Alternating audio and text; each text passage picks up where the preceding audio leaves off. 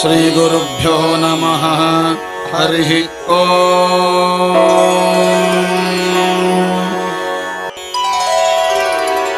नमो देव्यै महादेव्यै शिवायै सततं नमः। नमः प्रकृत्यै भद्रायै नियता प्रणता स्मताम्। रौद्रायै नमो नित्यायै गौर्यै धात्र्यै नमो नमः। ज्योत्स्नायै चेन्दुरूपिण्यै सुखायै सततं नमः। कल्याण्यै प्रणतां बुद्ध्यै सिद्ध्यै कुर्मो नमो नमः। नैऋत्यै भूभृतां लक्ष्मी शर्वाण्यै ते नमो नमः। दुर्गायै दुर्गपारायै सारायै सर्वकारिण्यै ख्यात्यै तथैव कृष्णायै धूम्रायै सततं नमः। अतिसौम्यातिरौद्रायै नतातस्यै नमो नमः। नमो जगत्प्रतिष्ठायै देव्यै कृत्यै नमो नमः। या देवी सर्वभूतेषु विष्णुमायेति शब्दिता नमस्तस्यै नमस्तस्यै नमस्तस्यै नमो नमः। या देवी सर्वभूतेषु चेतनेत्यभिधीयते नमस्तस्यै नमस्तस्यै नमस्तस्यै नमो नमः। या देवी सर्वभूतेषु बुद्धिरूपेण संस्थिता नमस्तस्यै नमस्तस्यै नमस्तस्यै नमो नमः। या देवी सर्वभूतेषु निद्रारूपेण संस्थिता नमस्तस्यै नमस्तस्यै नमस्तस्यै नमो नमः। या देवी सर्वभूतेषु क्षुधारूपेण संस्थिता नमस्तस्यै नमस्तस्यै नमस्तस्यै नमो नमः। या देवी सर्वभूतेषु छायारूपेण संस्थिता नमस्तस्यै नमस्तस्यै नमस्तस्यै नमो नमः। या देवी सर्वभूतेषु शक्तिरूपेण संस्थिता नमस्तस्यै नमस्तस्यै नमस्तस्यै नमो नमः। या सर्वभूतेषु तृष्णारूपेण संस्थिता नमस्तस्यै नमस्तस्यै नमस्तस्यै नमो नमः।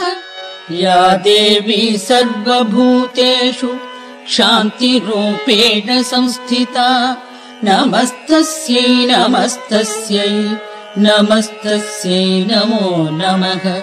या देवी सर्वभूतेषु जातिरूपेण संस्थिता नमस्तस्यै नमस्तस्यै नमस्तस्यै नमो नमः।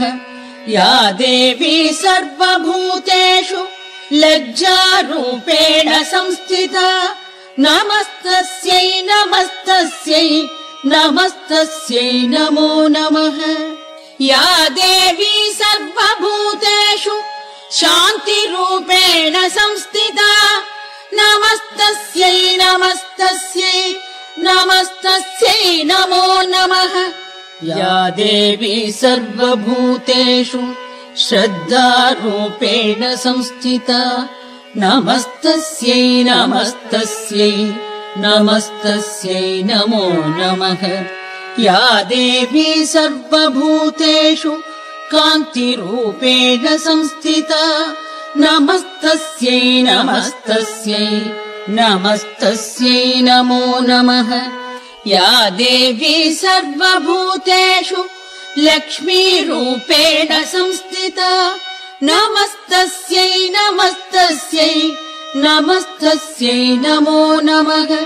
या देवी सर्वभूतेषु वृत्तिरूपेण संस्थिता नमस्तस्यै नमस्तस्यै नमस्तस्यै नमो नमः।